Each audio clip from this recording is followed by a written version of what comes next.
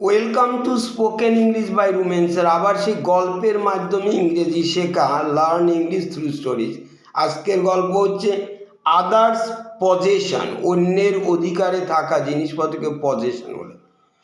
One day an aged man was going to attend a religious gathering. একদিন একটা aged man, বয়স্ক লোক, যাচ্ছিল to attend a religious gathering, ধর্মীয় সভা আর কি, গ্যাদারিং, সমাবেশ, সেখানে যাচ্ছিল।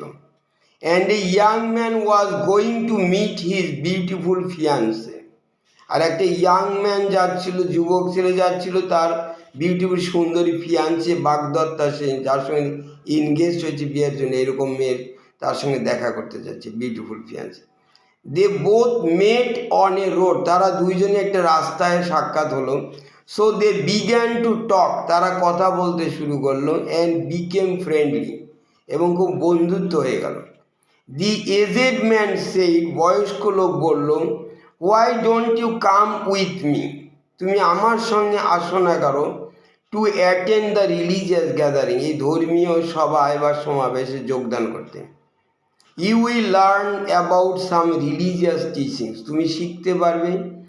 রিলিজিয়াস টিচিংস মানে ধর্মীয় যেটা টিচিং, শিক্ষা তুমি পাবে ওখানে গেলে। নো থ্যাংক ইউ, না ধন্যবাদ। আই উইশ ইউ শুড বা you would come with me, আমার ইচ্ছে যে তুমি যদি আমার সঙ্গে আসতে। To meet my beautiful fiancee, আমার সেই বিউটিফুল সুন্দরী বাগদত্তার দেখার জন্য।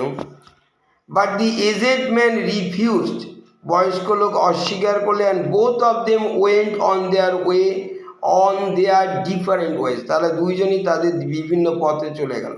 When the aged man reached the religious gathering, যখন সেই বয়স্ক লোক পৌঁছালো সেই রিলিজিয়াস, রিচড মানে পৌঁছালো রিলিজিয়াস ধর্মীয় সে সভাতে।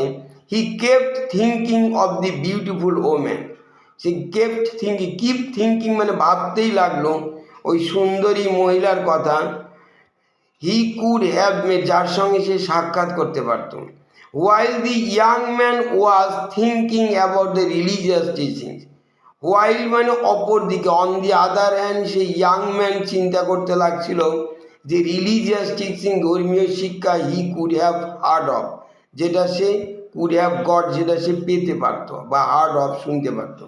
দাস উই নো, এইভাবে that a person can never change himself, একটা মানুষ কখনোই নিজেকে পরিবর্তন করে না। But he always thinks about the others possession, সে অন্যের পজেশন, অধিকারভুক্ত